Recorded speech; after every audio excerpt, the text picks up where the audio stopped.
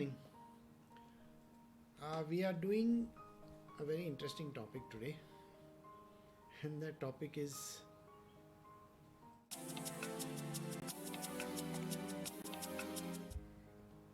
okay.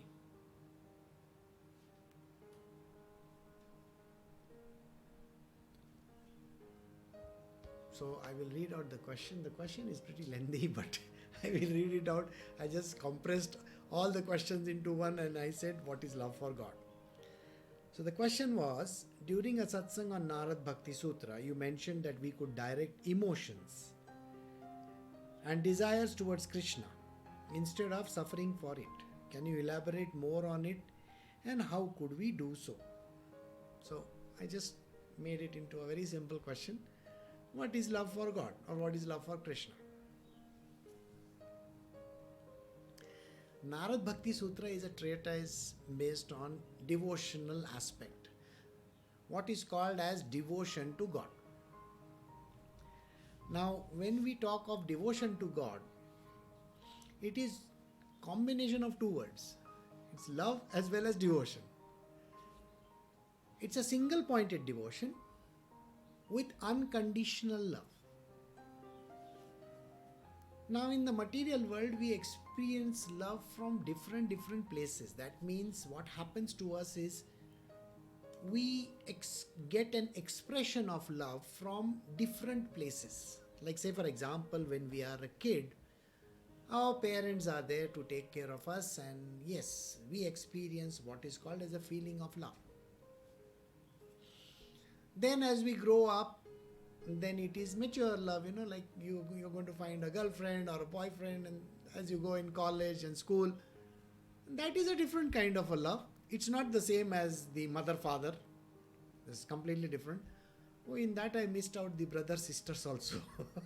So let us take brother-sisters and every other relative that is involved. So if I have to take this into consideration, this love which we experience when we are going through our parental as well as our siblings or as well as relatives concerned, that love is slightly different. Then when we experience love connected with a young love, basically with a boy or a girl, that is a different kind of a love. But I am sure you have noticed it is too much of a problem there also. It is not steady anyway. It comes, it goes, it comes, it goes, and then you find different people. Suddenly you find someone and you say, oh, I think I'm in love with this person. And then you find somebody else and say, oh, I think I'm in love with this person. But it is never steady at all. It's like a constant, we are keeping on running from one place to the other. Everywhere you keep on running. So, yeah, there is a lot of thunder going on outside. Yes, and the power is also creating a lot of issues. Okay, so coming back to our love, then you get married. The love connected with marriage is completely different again. It was not the girlfriend-boyfriend kind of a love at all. Here, there is a lot of transactions happening. It's called give and take. Marriage is like a give and take. You have to offer and you have to take as well. So here the question again is not the same kind of love. Your spouse is expecting you to do something. You may say, oh no, he doesn't expect anything. Oh, she doesn't expect anything. Of course they don't expect on the face of it, but yes, they do expect. They expect that you honor their parents, honor their siblings, honor everybody around. They expect you to do the work at home. They expect you to work outside. They expect you to buy the vegetables. They expect you to take the children to school. But first you've got to have children, okay? Then that love for taking them to school comes up. So yes, of course, all this thing is there. And they expect you to take them out for movies also.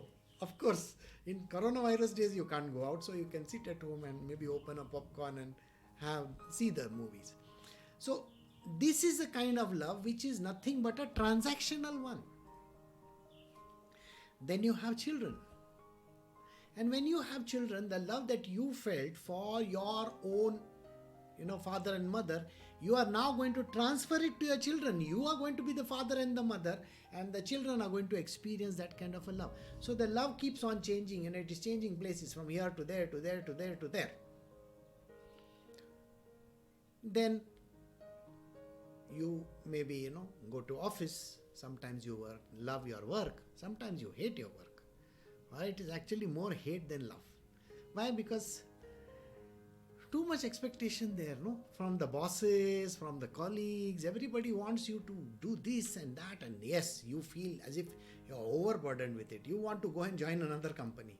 How many times has a person thought, I want to leave this organization and join another company? So where is the question of love over there? There is no love at all. The love goes out of the window, as you can see. So this constant change, desires, emotions, feeling called love, experiencing different kinds of feelings all the time. There is no steadiness anywhere. Have you seen that? There is no steadiness anywhere. Man is constantly drawn from one place to the other.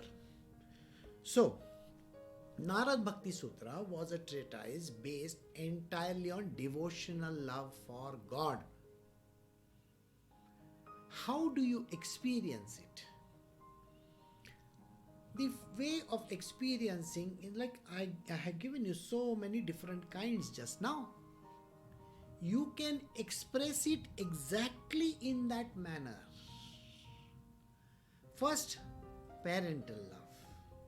You feel love for your parents and the parents feel love for you. So the first love of its kind is to have love for your parent. Consider Krishna as the parent, God as the father. That is the love. You are always going to be the son or the daughter of God, isn't it? This is what you got to experience. The first kind. The second kind is sibling. You think God is your brother or sister or whatever that you wish to call. In different places there are different kinds of stories. Like say for example where Krishna, he has same love for Yashoda.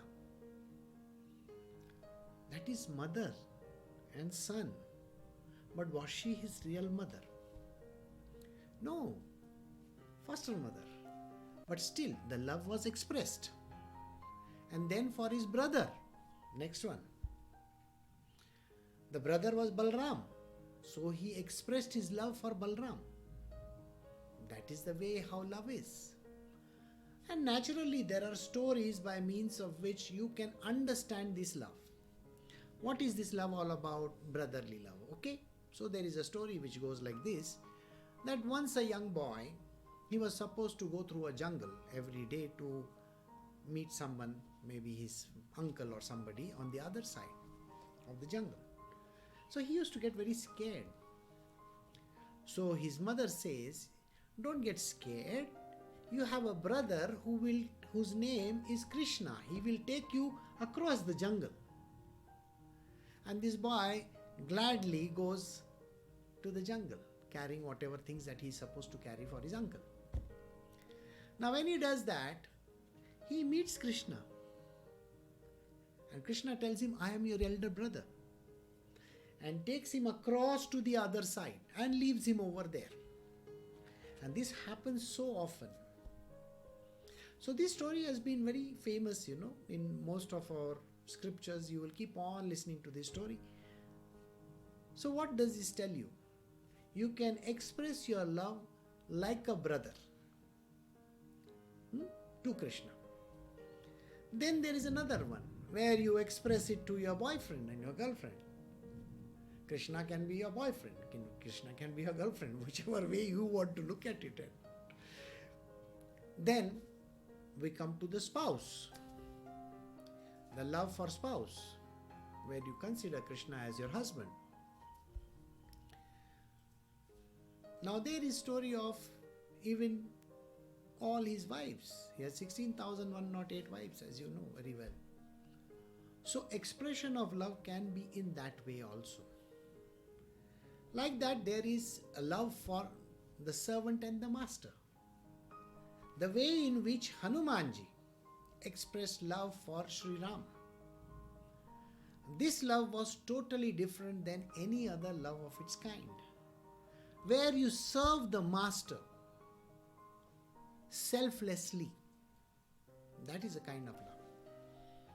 Then you have something which is called a very, very unique love. This love can never be expressed. This was a love between Radha and Krishna. Now that is the highest form of love, which is absolutely unconditional. There are no conditions attached. As you know, Radharani was married. She was married to Abhimanyu or Ayan. His name was Ayan Ghosh. And she would go and meet Krishna. Now Krishna is the divine being whom she would meet. So that was a very, very unique kind of a love. And when she was asked the question, when Krishna was leaving, are you not feeling bad that he is leaving? Her answer was straightforward. She said it very clearly. He doesn't leave. He is always over here. And she expressed it by pointing towards all the things around her. She said that, oh, the black beetle, it is Krishna. Those black jamuns, that is Krishna. Everything around her was Krishna. And that is the way of expression where Radharani's love for Krishna was the highest. You see God in everything. So that was one of the ways in which you could express love for Krishna. Now, the question here was, could we direct emotions and desires towards Krishna? I have given you so many multiple ways of expression. You can express these desires in this manner, whichever way you think comfortable. Now you may feel, I am a gopi and he is Krishna. So I want to be the gopi and let him be Krishna. So the divine love for gopi and Krishna always exists. You will find that in our scriptures. Again, there are very beautiful stories. Here the story is of Mirabai. Mirabai expresses this love for Krishna in a different way altogether, like a gopi. So that is her love. Then, do people suffer in this love? Well, whether you like it or not, love is always about suffering. You work yourself out to the highest so that the other person gets benefit of it, isn't it? You see, the mother will give everything to the child. Doesn't she do that? The boy will give everything to the girl. He will say, I love you. And he may give her some presents and this and that, whatever. As a husband and wife who are in very good relationships of real husband and wife, I'm talking about somebody who is truly in love, they would want to express it. And it is always ensuring that the other person doesn't go through any troubles. So you go out of the way to see to it that they have a trouble-free life. And believe me, the suffering is a part and parcel of love. Love is all about suffering. How many stories of love have you heard? You have heard Romeo and Juliet, Laila Majnun, Heer Raja, Shirin Farhad. All these stories, what are they talking about? Suffering only, isn't it? All the great love stories of this world are nothing but sufferings. If you do not suffer, if you are not going to experience that kind of an extreme suffering, then it is not love. You see, your heart is supposed to, in your heart, you need to feel that entire weight, oh my God, this is how. It is, you are literally being pulled apart. That is the kind of love. So this is to be felt by you. Now, it has to be unconditional, and it is always going to be unconditional. See, one way you got to understand this. How is it unconditional? You cannot see Krishna. Human beings are not able to see Krishna. So, what do? Unconditional love from your side. Think about it. What is this unconditional love? You see, if you say, Krishna, I am giving you these 1 kilo pedas and please grant me a very good rank in the examination, that is conditional. Unconditional means you just express and feel love for Krishna. Whichever way you want to. Let us say you have seva bhavna. Seva. Seva means service. Now you may have a small image of Krishna at home, let us say. You would want to decorate it. You want to put flowers. You want to, tie garlands around him. Make him wear some nice clothes. And you spend your entire day lost in this divine form. Recently when I was in Rajasthan, I went to this place where I saw a very beautiful temple, which is, Mirabai's temple, which I have put up even in my page, if you can go and see. In that temple, there is a small statue which she used to carry it with her constantly. Completely lost in the Lord, Krishna. It was complete madness for her. So I think there is a way of getting to this love. You can express any which way you want. Like I said, you can be a servant of God also.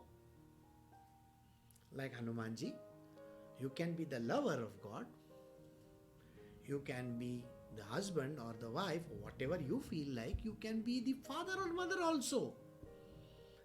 He doesn't stop you from expressing your love in whichever way you feel like. So when you express love for Krishna, do it the way you feel very much in love with him. So this is what it all means. Now, what are the desires? Now you cannot express your desires to Krishna. Krishna, I want, a BMW. You can't do that. This is stupid. Those are material worldly desires. It is nothing to do with that. People have asked me this question, a very strange question. Says, Krishna, can we go to Golok Vrindavana? Oh my God. It is not so simple and easy going to Golok Vrindavana. It is not like buying a ticket at the airport, okay, I want to fly from here to there. Nothing like that. The ticket is love. How much do you love him? All right? And the passage towards Goloka is only built on this devotion. It has to be single pointed. There cannot be another person in it. You cannot say, yes, I love Krishna, no doubt about it, but I have my wife with me. That doesn't work. Many times people have asked me, you see, I am a spiritual person, but my wife, will she have the same kind of will she come with me in this? I said, no, it doesn't work. A material worldly body, you are getting married to someone. What are you talking about? God has not made people equal like this. Let us say you have been granted that favor of reaching Krishna. The other person may not have been granted. I want you to think very carefully. How many siblings were there for Jesus Christ? Lots of them. Do you think any of them went with him? No. His mother was there. She's called Mother Mary also, isn't it? So how did that work? You can't say. So here the answer lies in, you cannot compare yourself to another person. So don't you ever try to compare yourself with another person. Because you are unique in your own way. Your expression of love could be any way different than the other person's expression of love. And that can never be qualified or quantified in any which way. So don't you even bother about it. You just be in single pointed devotion to Krishna, and you don't bother about how you are going to express your love to him. That's it. So okay. So we have done with the first question. So we'll move to the second one. Yes, the second one is more on emotions and all. If love is an emotion, emotion is of the mind and mind is Prakriti's world, then what is love for God? I say whoever has written this question has very little understanding about physical love, which is connected to bodies, and the love for the divine, which has nothing to do with bodies. It is what is called divine love. Divine love has nothing to do with the three bodies. The three bodies are there, which is one is the physical body, which is called the gross body. The second one is the subtle body, and the third one is the causal body. Anything expressed by that body has nothing to do with the eternal love for God. That love for God is the reason why we are not talking about that material worldly love. The emotion expressed in the material world, where you may buy a chocolate for your girlfriend, or you may buy roses, or you will go and celebrate, that 14th of whatever day. These kind of nonsensical actions are done in the material world. Oh, I love my husband. Oh, I love my wife. Oh, I love my children. What are you talking about? You see, think about it. What is love for God? Just wonder. For a moment, think. Let us say you are the wife and there is a husband. Now the husband says, I have got another 5 more girlfriends. You think the wife is going to be happy about it? What kind of love is that? Is it conditional or unconditional? The woman is going to say, I don't like this person. He is going around with another one. So it becomes conditional. Now, let us come to Krishna. I love Krishna. I want to be his wife. He has got 16,104 wives. So what are you going to do about it? Are you going to be jealous of the next one? You have to contend with 16,000 of them. So do you understand? Here, one additional person in your life doesn't work. There, we are talking about divinity. And divinity has nothing to do with material worldly love. It is beyond the normal ken and understanding. So in the material world, love is definitely an emotion. You're going to get very angry with the person. You're going to get very upset with the person if the person doesn't come in time. If the person forgets your birthday, you're going to say, oh, you can't even remember my birthday? Suppose you like one color and the person brings another color dress. You know I don't like this color. I only like that color. It is to be unconditional. Material worldly love is full of wrapped up emotions. All kinds of nonsensical emotions are there. Please understand this. Material worldly love is full of emotions, and emotions are connected to the mind. And mind is connected to the subtle body, and the subtle body and all these other bodies are connected to Prakriti. So the question of having unconditional love doesn't arise in the material world. Any person who tells you that I have unconditional love for any other person, that person is telling lies. There is nobody whom we can say in the material world having unconditional love for another person. That doesn't exist. So here, when we say the love for God is connected to the self, the divine self. Okay? The problem arises in a different manner. So let me give you a small explanation over here. Once it may so happen that you have a certain feeling. Let us say you get very angry with another person. You feel like bashing him up or do something to him or maybe want to kill him. You know what happens? The Jiva, which was with the Shiva, the Jiva which was with the Shiva, that means the divine being over here, and this one which is called the Jiva was connected to it, discharges itself from here and goes and connects itself to this body. And it starts feeling that feeling.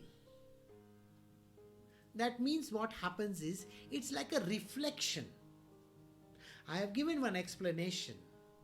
The reflection is felt by that Jiva of anger. And this anger which comes up in a human being is the doorway to hell. Please remember this. Anytime a person gets angry, they have opened the doors to hell. Never do that. Never get angry. Here, let us come back to the story once again. So, the Jiva identifies with that bodies. The Jiva identifies with the bodies. But remember, it is only identification. Think about identification. Today, let us say somebody has what is called as a green card of United States. That person, do you think he is a citizen of United States? No. But he identifies himself as a citizen of United States. Suppose by chance tomorrow they get the citizenship, then they will have to go in front of that, whoever that person is, and take an oath. I am giving up that citizenship and I am taking up this citizenship, and now I am citizen of this country. It is like marrying another girl. That person's, he's a misplaced one. Think about it. How can you change your citizenship from one country to the other? There are lots of Indians who have gone from one place and have joined some other country. And they, have allegiance to that country. How can they be good? You have to be faithful, to one. Now think about it. This is exactly what I meant.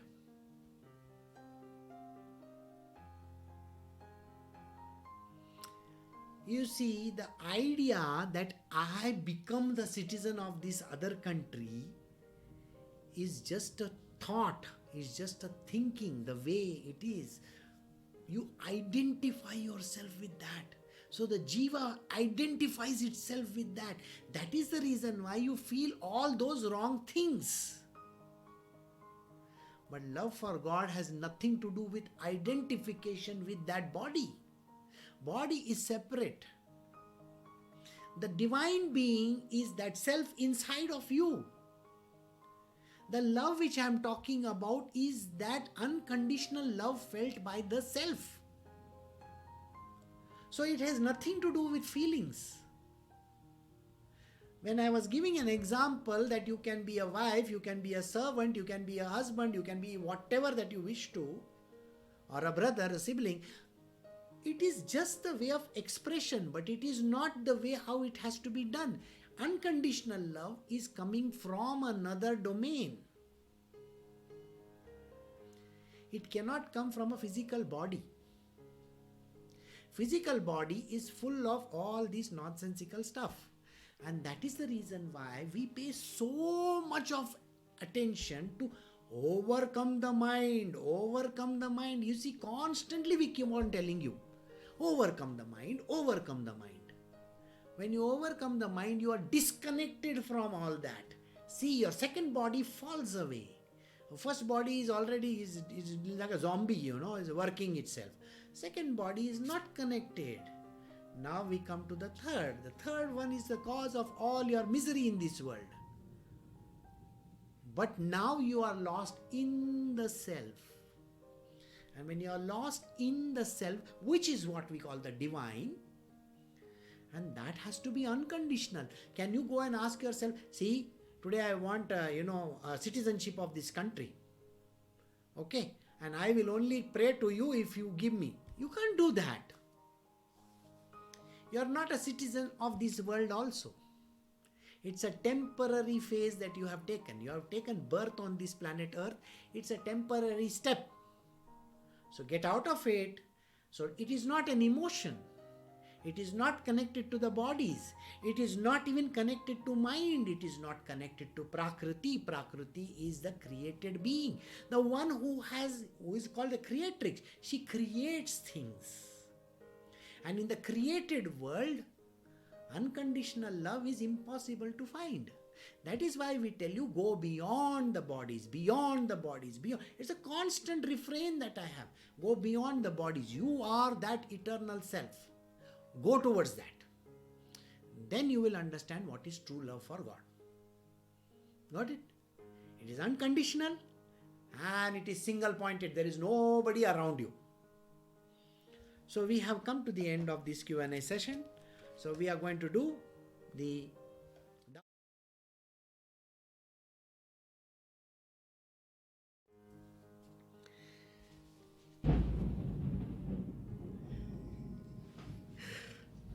that God is telling you.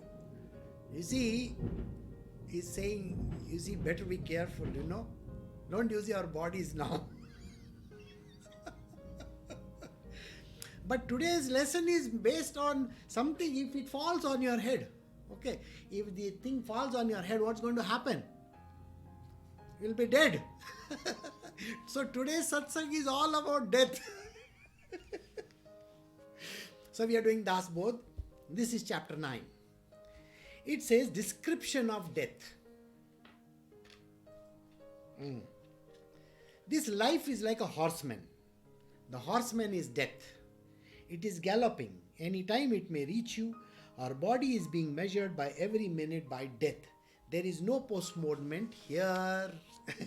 You see, the horseman is always considered as death. I don't know whether you remember. Even in the Bible it is considered like that.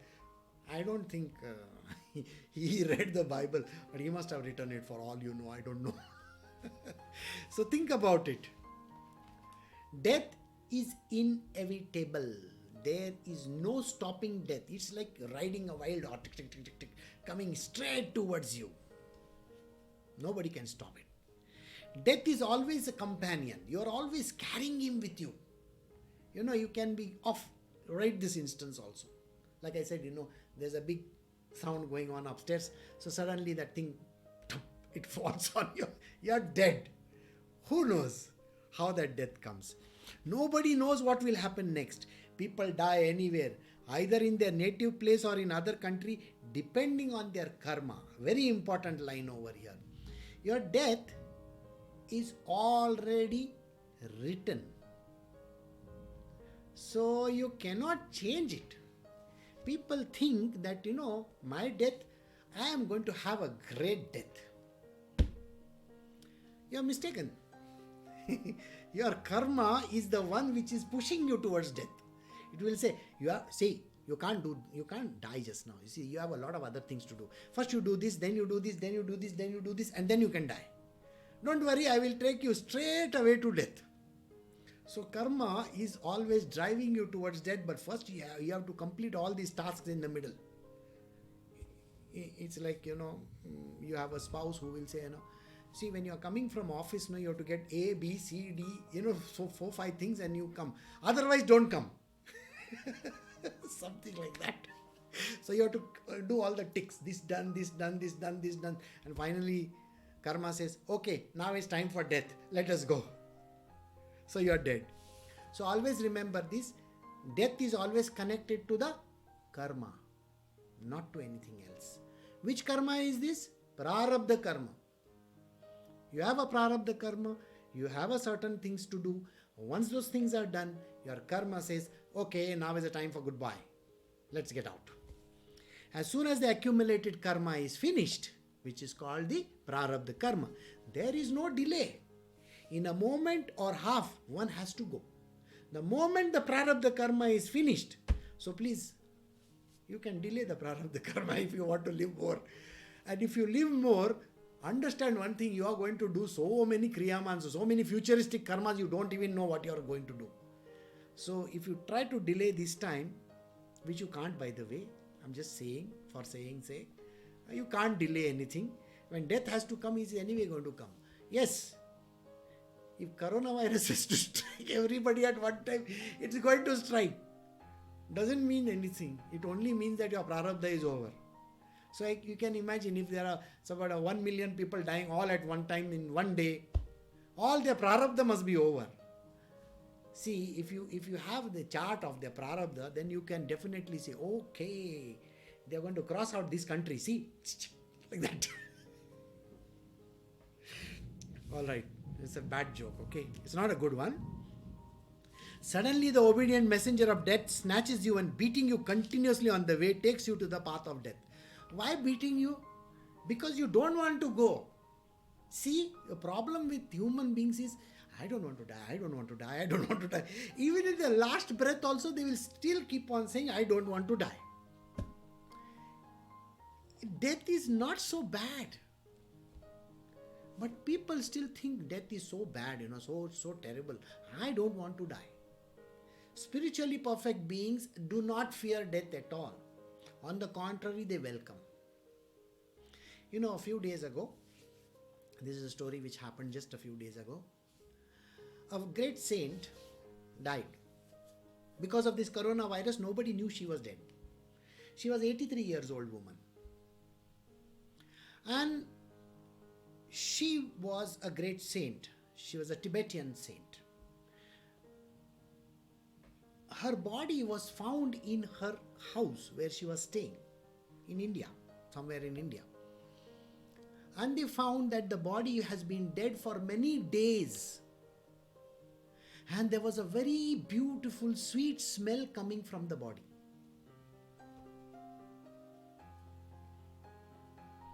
I think it's called Thokpan.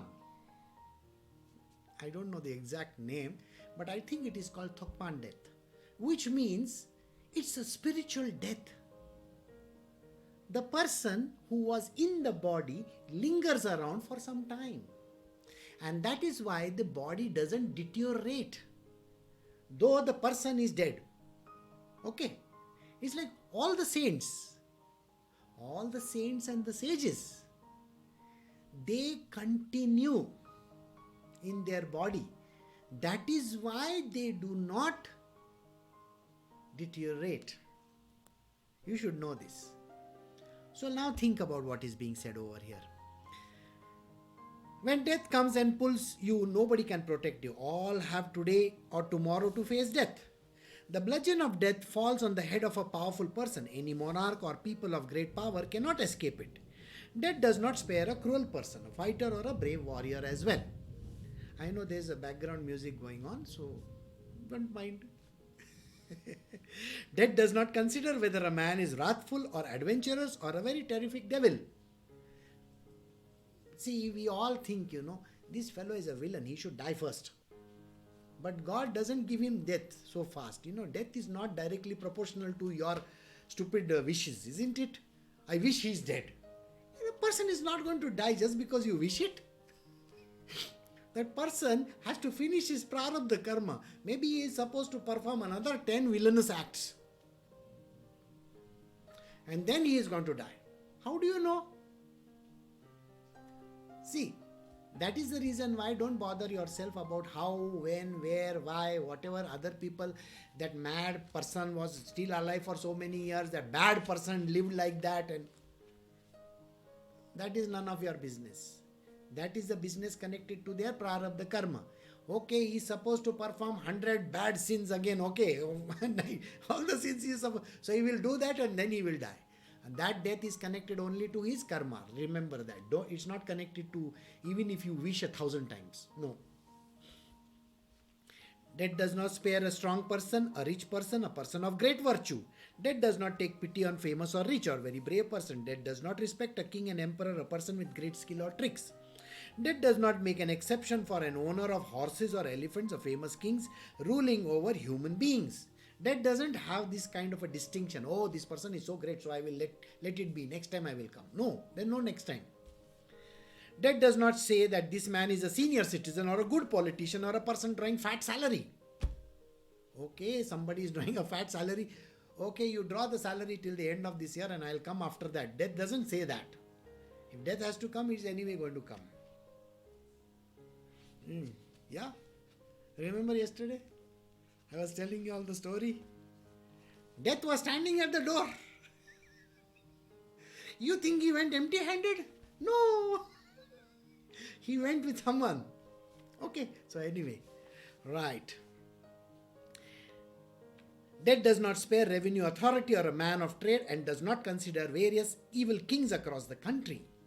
Death does not take pity on religious persons or a merchant or does not say that it will not touch a woman belonging to somebody or a princess. So death doesn't say, okay, this woman, okay, no, I'm not going to touch her. Why? Because she's in love, A person who is in love, well, let her be, for some more time. No. On the contrary, your time is up. Come on, let's go. It's like that, as simple as that. If you have to let go, means, oh, come on, let's go. Let's go again. Fine. Death does not take pity. Yes. Death does not follow logic or the system of caste, does not respect a Brahmin, faithfully observing ritual. Death does not spare a scholar, a rich man, a man of great learning, popular in society. So death doesn't bother even if you have any kinds of qualification in your life. If death has to come, it is anyway going to come. Death does not spare a cunning, shrewd person or a man of knowledge or great erudition or piety. Death does not spare a religious preacher or a man knowing Vedas or doing sacrifice or a man who is a fortune teller, especially a fortune teller. Let me correct you over here. You see, you go to a fortune teller and the fortune teller will tell you, you're going to die on this Friday the 13th. Okay. And he's going to give you some vague death. And he says, you wear this amulet, you're not going to, death will not come near you. That doesn't happen. Don't get conned at the last minute. If you are to die, don't get conned by paying him money. You tell him, if nothing happens, after that you collect the money from me. Don't you think that is a good way of telling him that, okay, if you succeed, then okay, then I will pay you. There may be a fire worshipper, a man knowing Vedas, a man knowing charms and techniques of philosopher. Death will not spare them. Fire worshippers, yes, we have a lot of fire worshippers in India also. Parsis are fire worshippers. Do you know that? They have a fire temple. Agyari as they call it. Death does not spare a scientist or a man knowing scriptures, Vedas, or a man knowing many things. Even if a Brahmin is killed or a cow or a woman or a child is killed, the death which is a killer does not commit any sin. Just because the death is striking a cow, death is not going to commit a sin. Okay, death is going, I am going to strike this Brahmin fellow. Take him away. Death, you have sinned. You can't say that. Death is not a sinner. Death is beyond sin. He is doing his job.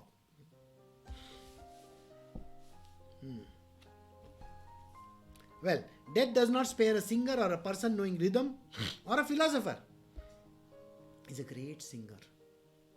Just because he's singing God's song doesn't mean that he's not going to die. Suddenly when he's doing, he can go like that also, right in the middle of the sentence. So don't worry. Nobody is spared.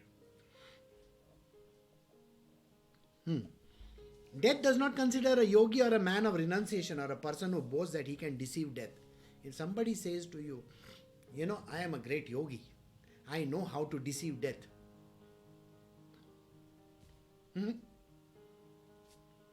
You can challenge him. You can't deceive death. Nobody can deceive death.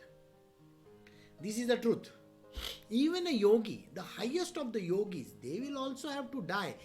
Take the case of Krishna, Ram, Jesus Christ, Buddha, everybody died. They are God, and yet they are dead.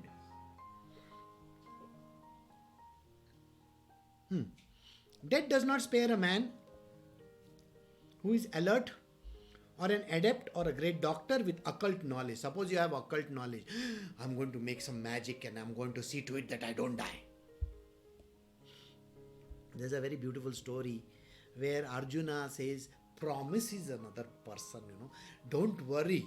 I will make very nice arrangements and I will see to it that your child will not die. And when the time comes, death comes and takes the child away. And Arjuna is left high and dry. Okay? So, even if Arjuna is promising death has to come, means it anyway is going to come. Who is Arjuna?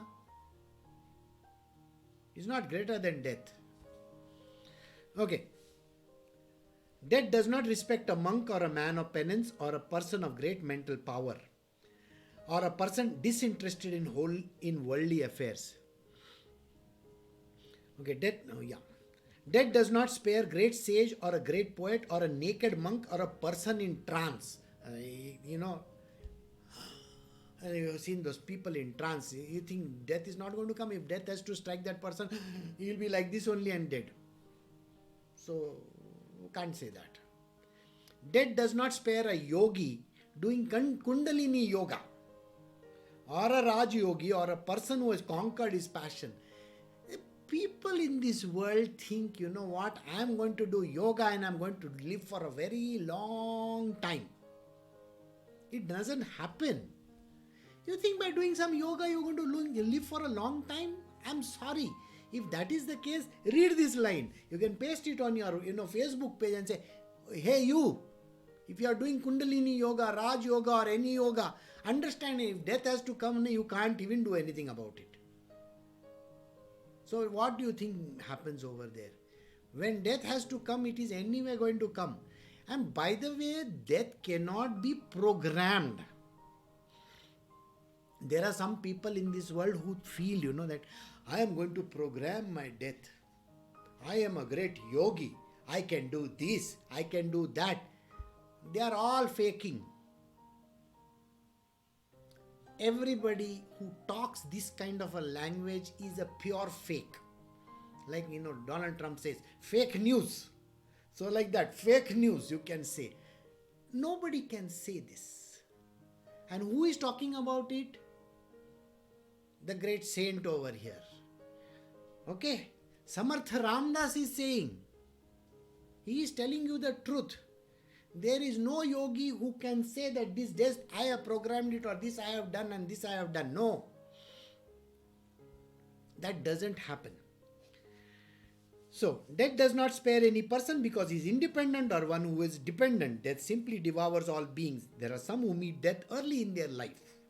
Some meet death halfway and some meet death in their old age. It depends on when you want to die. You can be dying when you are born itself. You can be dead halfway. You can be dead at 90 or 100 years old. Some people live till 125. Doesn't matter.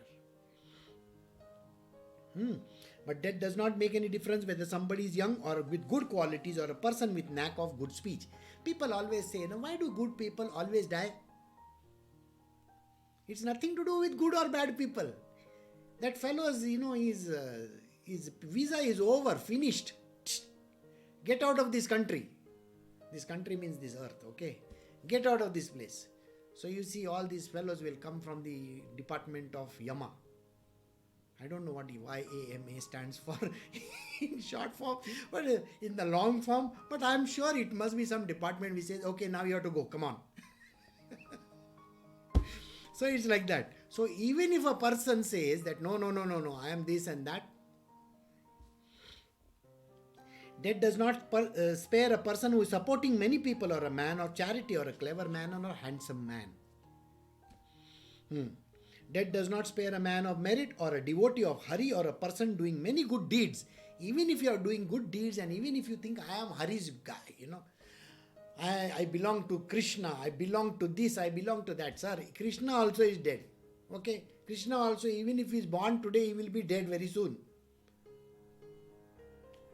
Even if Lord Ram or Krishna takes birth today, please remember this, he's not going to be there for long. Yes. Now enough of these details. Really, who can escape death? Now or later, all the world has to go on the path of death. The creatures who are born in the four streams are born out of eggs, born out of earth, those born out of sweat, those who are born of mammals, and those who talk variously. That is, human beings, birds, all creatures having power of speech. 84 lakhs of categories of beings and who are born and destined to die. What is this 84 lakh of things?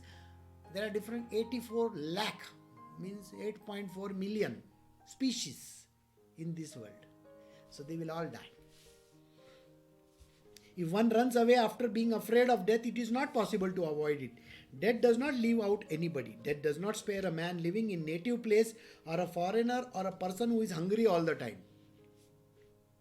So anybody can die. Right? Death does not spare a man. Okay. Death does not spare a man. Great men of God, Hari and Hara, or incarnations of God. Even if Hari, Hara, incarnations of God, I am the best man for him. I am closest to him. Who says you are the closest to whoever concerned? Doesn't matter. You are anyway going to die. Your visa is cancelled. Listeners may not get angry because I tell you the facts. This is the region of death. Everybody knows it. Whoever is born is going to die. You should not have any doubts. The small and the great all know this very well, clearly. And if you doubt, you cannot prove that this is not a region of death. Death is a destiny of everyone who is born. It's the ultimate destiny. Death. You have to die. Knowing this, we should make the best of this life, and even if we die, we should be remembered and thus live forever. This is the very big important statement in this. Let me tell you this much. Go and ask your own parents, grandparents, or your forefathers, or anybody around. Ask them, is there anybody in my family who is dead and whom we can remember? And the world remembers? The answer is no. Nobody remembers. Why? Because that fellow lived for nothing. For nothing at all. He's not even made a name for himself. He's been born and he's dead. He's born and he's dead. Everybody is born and everybody dies. But are you making a name for yourself? Have you done something really worthwhile in this world? Every man who is born today's day and age, who is alive, please remember this. Make the best use of this opportunity that you have got in this world.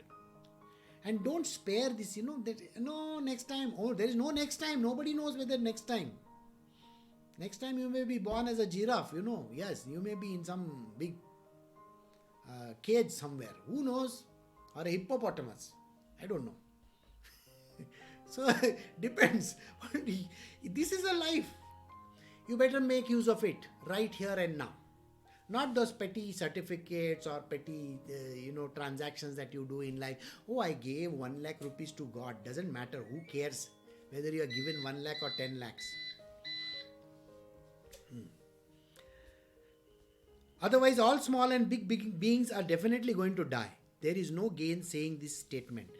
Gone are the men of great prosperity, men of longevity, men of great fame and name. All have gone through the gates of hell. Gates of death, sorry. Hell I said, is it? Gates of death, not hell. Okay, I'll have to... Because 95% of people... Heaven is full, by the way. Heaven is full. There is no reservation over there. It is like the, special place. Very few tickets are issued. Hell, lot of tickets. It's a Janta class. It's an economy class in the flight. Everybody is allowed. And you can keep on bumping into each other. You can be a coronavirus person or whatever. It doesn't matter. Anyway, the doors are open over there. Even if you doubt, you cannot prove that this is not the region of death. Death is the destiny of everybody who is born. Oh, sorry. Yeah, gone are men of valor, men of cunning nature and action. Gone are great warriors. Gone are powerful men with their prime time. Gone are kings of many great dynasties. People who supported many others, gave many ideas and were logical thinkers are all gone. Everybody is gone. Men who were oceans of wisdom, mountains of strength and logical thinkers are also gone. Okay, sorry. And as rich as God Kuber are also dead. Even if Kuber is born today, he is anyway going to die. You can't be having so much wealth. There was one great guy in this world many years ago. And you know what he has done? He spent a lot of money.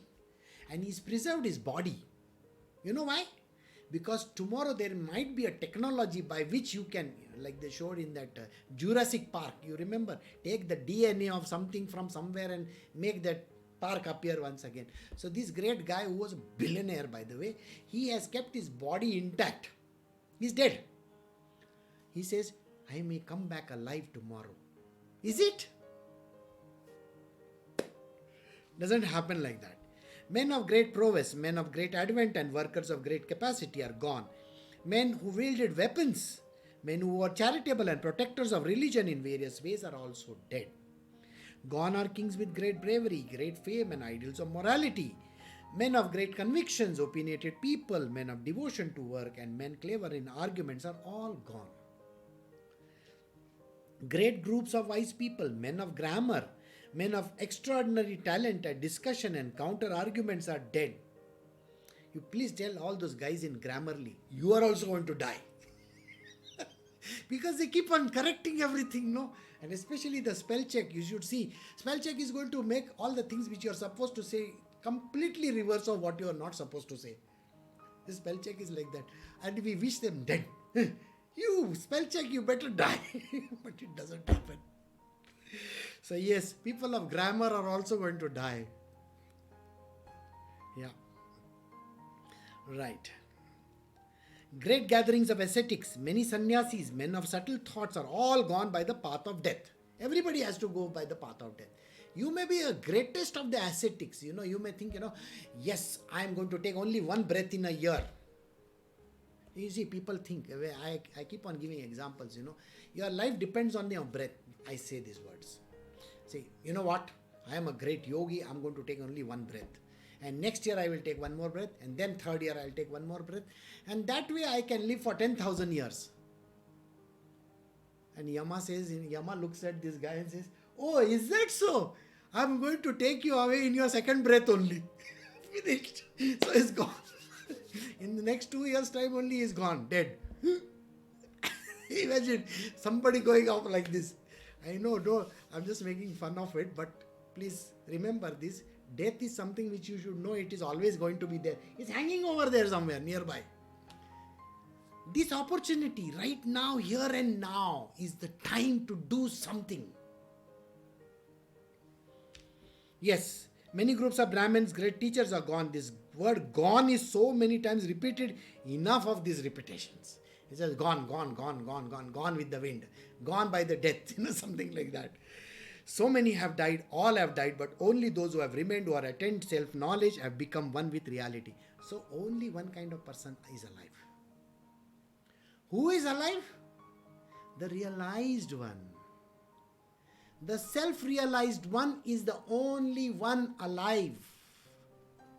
Today, please remember this. When I gave you the story of that lady who is one of the greatest sages, the Dalai Lama himself has said about her. Like that, today if there are sages in this world like Sai Babas, Ramakrishna Paramahansas, Ramana Maharishis, and all the great sages and the saints, whether it is from this religion or from Sikhism or from Jainism or from whichever religion they might come from, the moment they have reached the state of realization, they are all alive. They don't have death. Their body will always deteriorate. It may just go away. But, like Sai Baba says, my bones will speak. Says the same way. So those who have remained, who have attained self-knowledge, they have become one with reality. So only these souls, the spirits which are there on this planet Earth, who reach the state of realization, they have become liberated. They are not the body. This is the one that you got to understand. You are not the body. The day you realize that you are not the body and you are that supreme self, that day your death is not at all there. You are going to be eternal. Thus, in the third Dashaka of Das Bodh, in the dialogue between the Guru and the disciple, the 9th chapter by name, description of death is completed here. So we have come to the end of this satsang. So thank you very much. You have a very great evening and take care of yourself. And I'll see you all tomorrow.